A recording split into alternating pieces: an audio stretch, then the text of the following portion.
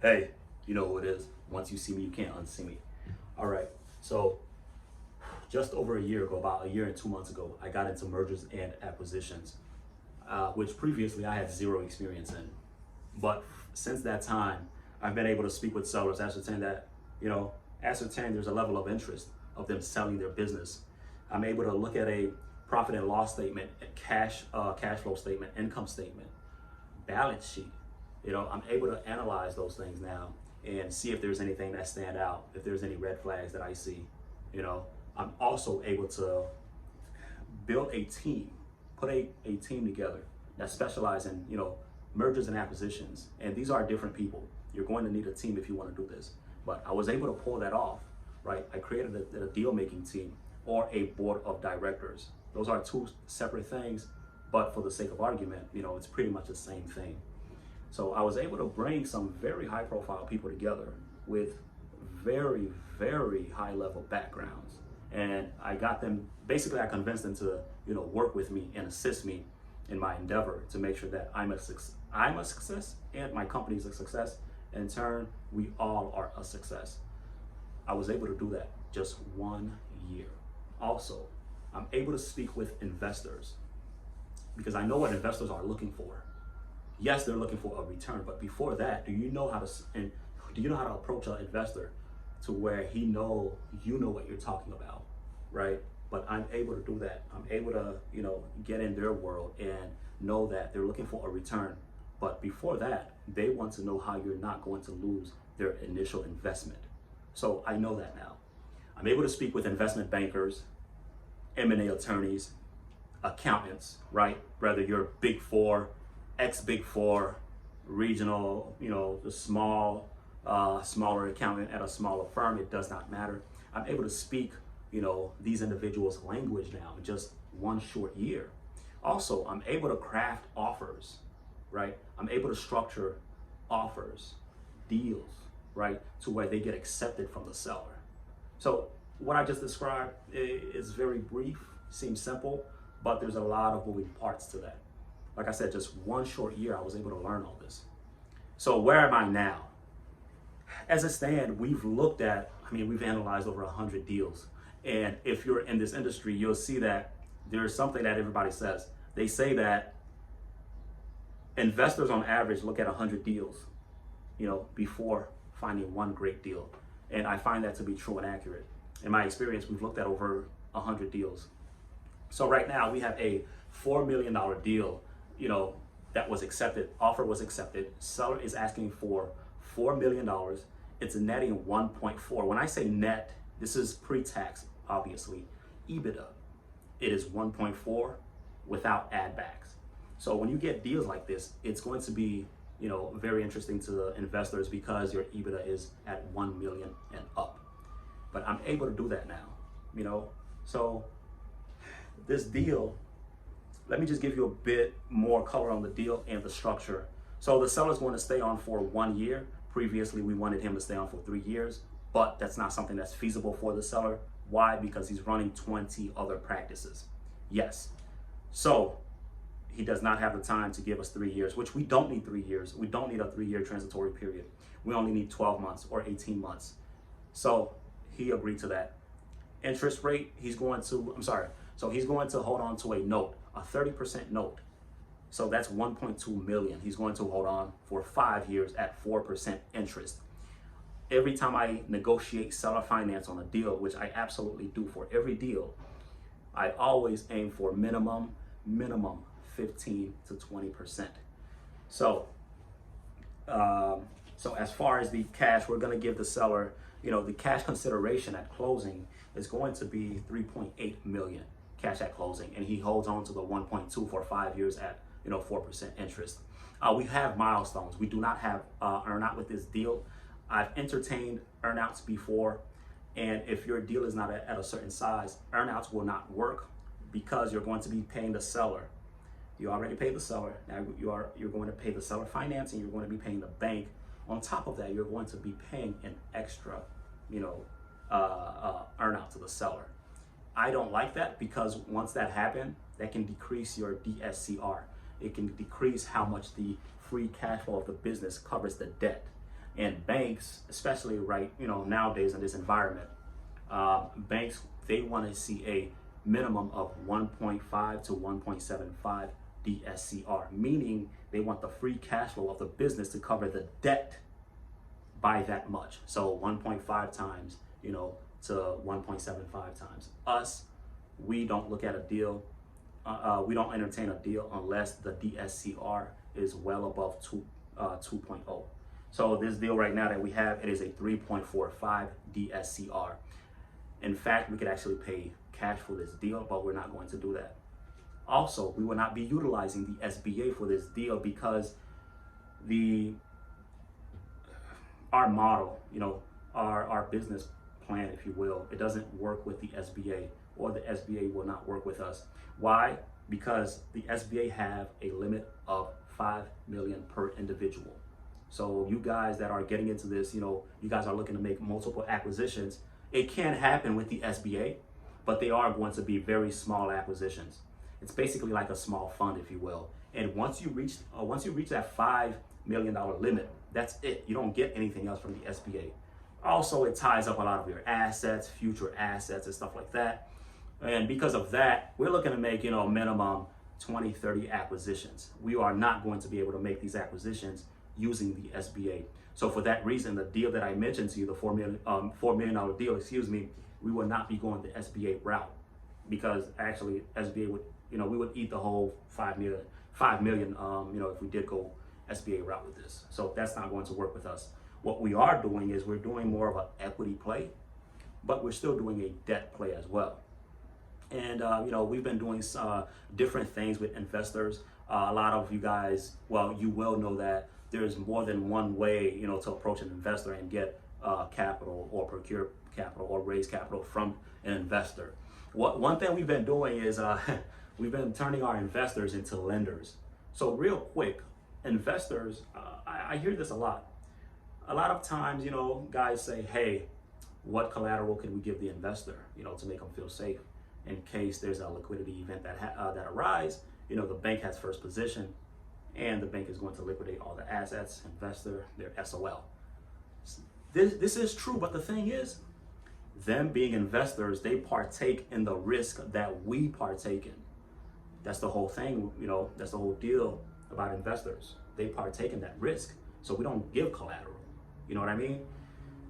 There's other ways you can, structure deals with investors. I would leave that up to you and your board to discuss. This is not what this video is about right now, but I just want to put that out there. But that is something that we have been doing, turning investors into lenders. Also, side note, if you pledge accounts receivables to investors, that's going to turn them into a lender. So just keep that in mind. Like I said, consult your corporate attorney or your M&A attorney about these things. I am not that. I'm not a attorney.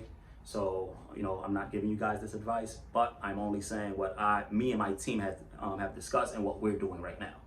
So that's what it is. Another thing, a lot of people don't seem to pay attention to is the capital aspect.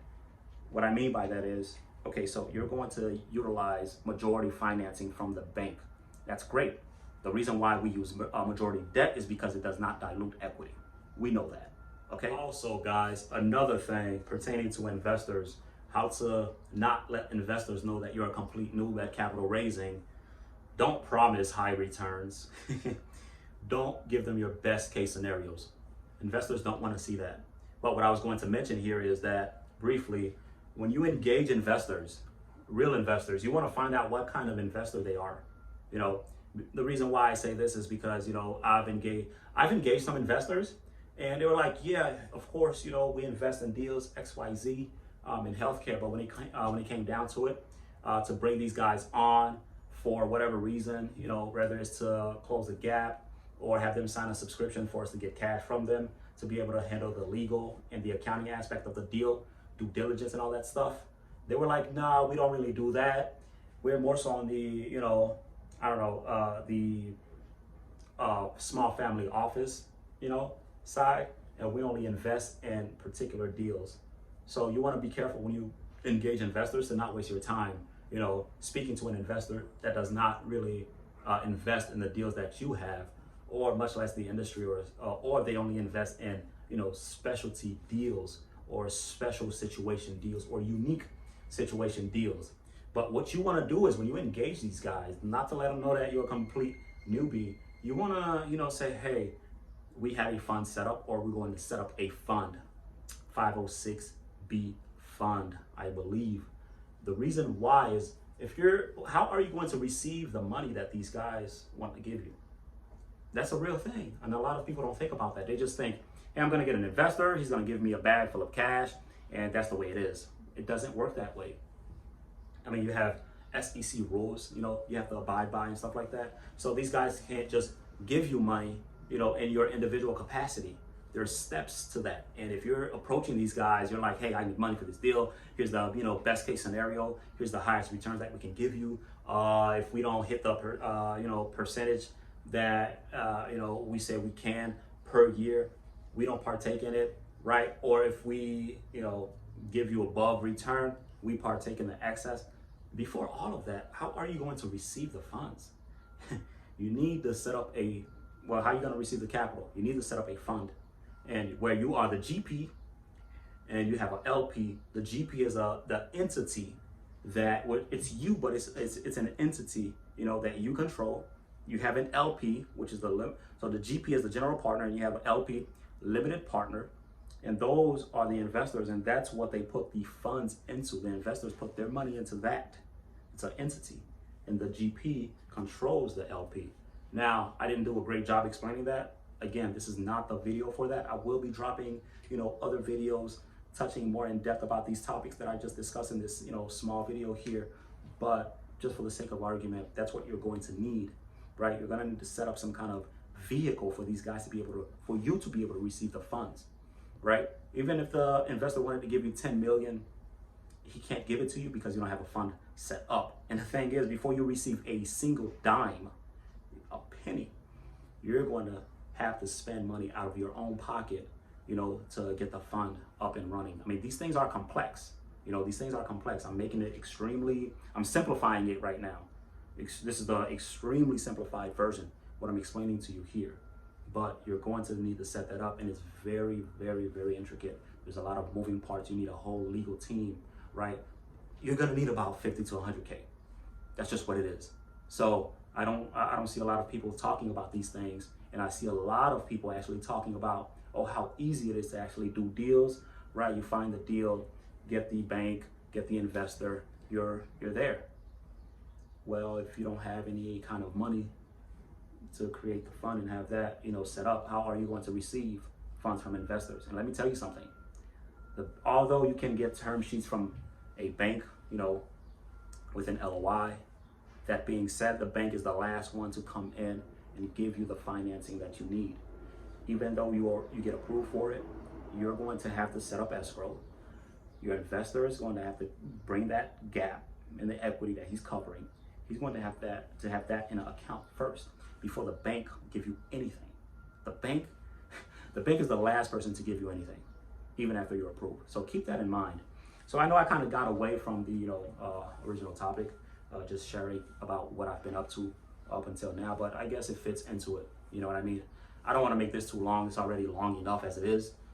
Didn't want it to be this long, but I just really wanted to give you guys an update where I am right now. So just be on the lookout for more videos coming up. And like I said, I didn't have a real format for this, or a script or anything like that, which I don't do. I just, freely flow off the top of my head because that's the best way, more authentic. But just wanted to give you guys, an update of what's been going on. So if I don't know, man, there's a lot of people who message me. They want to get into mergers and acquisitions. They want to do what I do. This is it's not a fun industry to be in. I've been a year plus now, and I've into this, and it only took me 3 months to complete my deal team, my board at the time. And we've been deal hunting ever since, with a few, setbacks here and there, but we've been deal hunting since then. So this is not something you're gonna get into in just, 3 months, 6 months, you close a deal and it's a home run. Can that happen? Yes. By and large, does it happen that way? Absolutely not. So if you really wanna get into this, you already know where to find us. Elite Level Acquisitions. and elite acquisitions and investment banking, which is what we're doing here. So guys, sorry for the long video. We got more coming up, but I just wanted to let you know this is exactly what I've been up to. Also, this deal here, I've learned to not be so optimistic just because you'll see that deals fall through for one reason or another. It doesn't have to be with the financing that you can't procure or you can't perform, right? Which I've seen this happen. But for one reason or another, things just tend to happen. Life happens. And there's a million and one things that can happen, you know, to make a deal fall apart. Besides, you know, not having finances is just one of them. So keep that in mind. With that being said, I'll drop another video. There's a podcast episode coming up this week. I'm bringing back Bill Worsama from Miller Cooper & Co. He's going to be our guest. And after that, I have a couple asset protection attorneys coming on and, you know, some other high-level executives. So guys, stay tuned and you know where to find us. Elite Level Acquisitions. Let's get into it.